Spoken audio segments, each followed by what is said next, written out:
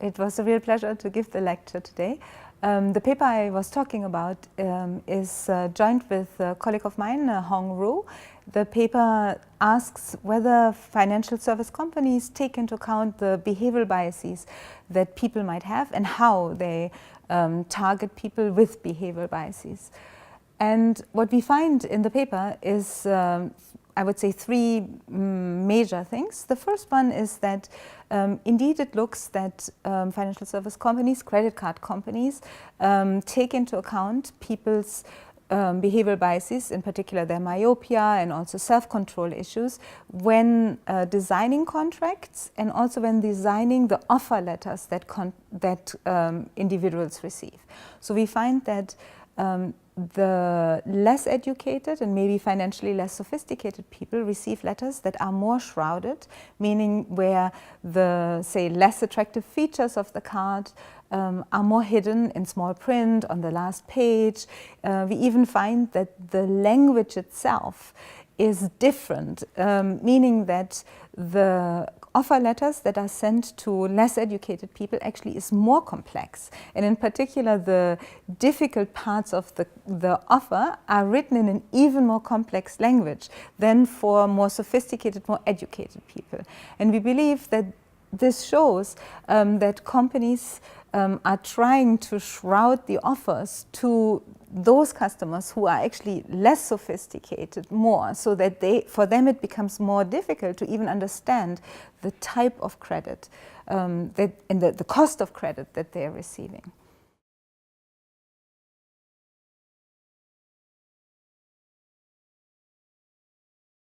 What we believe in what we see in our data is that competition actually cannot by itself solve this problem, because we realize that, and a lot of behavioral contract theory literature has suggested this too, right?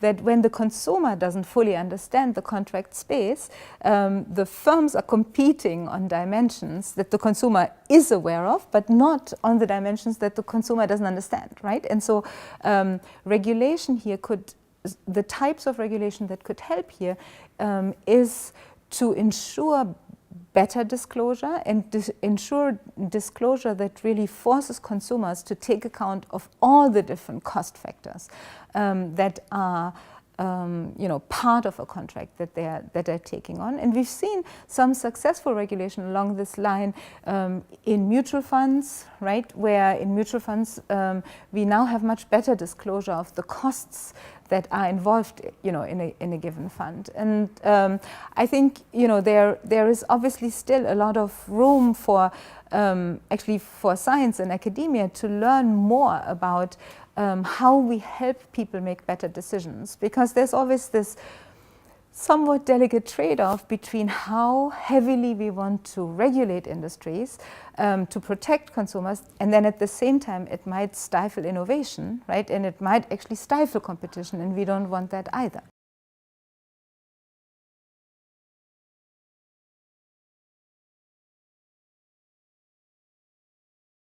This is a very interesting point. In fact, in the US, we have something similar to that. It's called the Schumer Box.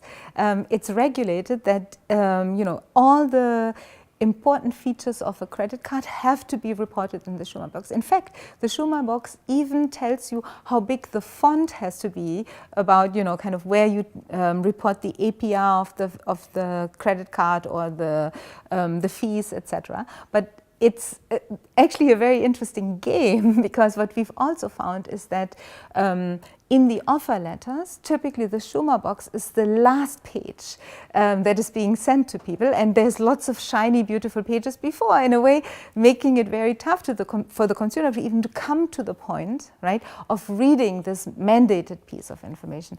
My hope, right, is that with technology and actually with more search on the internet, we could have better information just by having websites that allow for better comparison shopping, right, when you go online, and so that the choices for consumers become a little bit more transparent this way.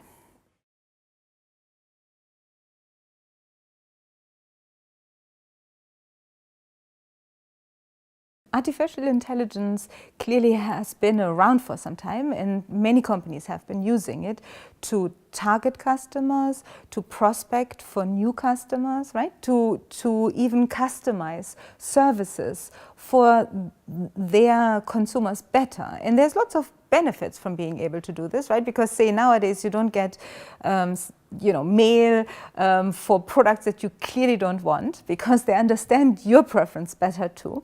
But what our research also shows, of course, is that in a world where firms can target their customers better, it means that people who are more sophisticated, for them the system works, because they will be able to express their preferences or get the type of products and services that they're looking for.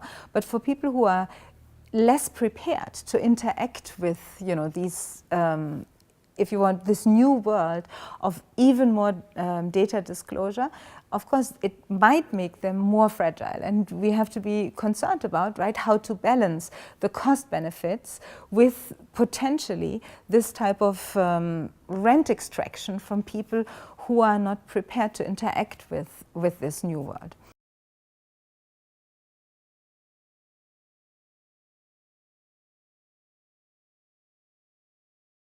I think you're raising an important point, or an interesting point, that actually the power of AI is very broad, right? It will be applicable, or it is applicable in many different industries and many different social settings. And you're right that we've seen it used not just in the sales context, but we're now seeing it, say, right, as you were saying, in political science, and how you target voters, in how you suggest to people which movies to watch. Actually, nowadays, even say which news to watch, right? A lot of the segmentation that we've seen in the news industry is also that people are fed the information that we know they want to hear, rather than the information maybe that would shake you out of your own complacency, right? And unfortunately, that of course feeds on itself, and it would need consumers to be extremely self-aware to know that a system that is designed to feed on your own biases, you need to proactively counteract it, right? By, I don't know, either going to websites that normally you wouldn't want to watch, or gathering information that normally wouldn't be part of your social sphere, right? So I think there's a lot of actually onus placed on the consumer to navigate that new world.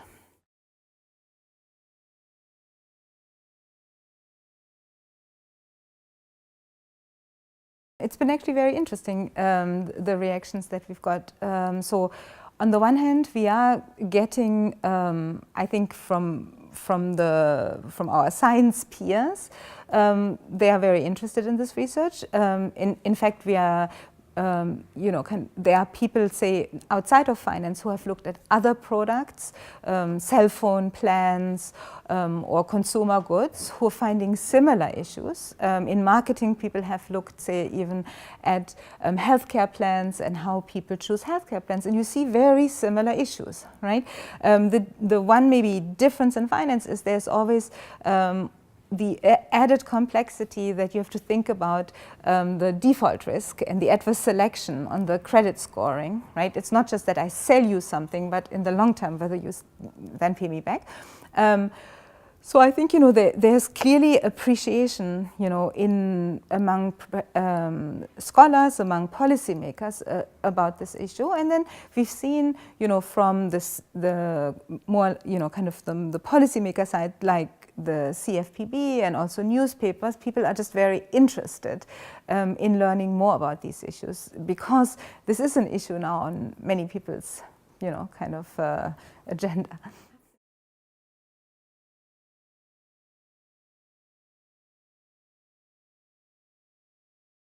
What we are planning to do is actually to continue on this vein.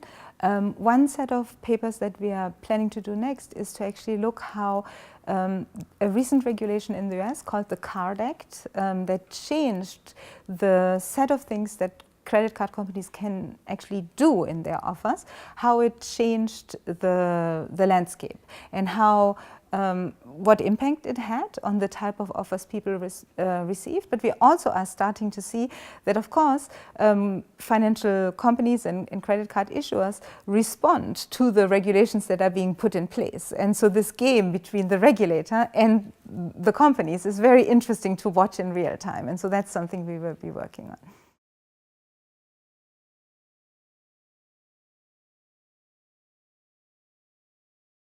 It's been very interesting and actually rewarding to be part of ECGI. I think the network is doing a great job of bringing people together, in particular bringing people together who maybe normally wouldn't necessarily work with each other or know about each other's work.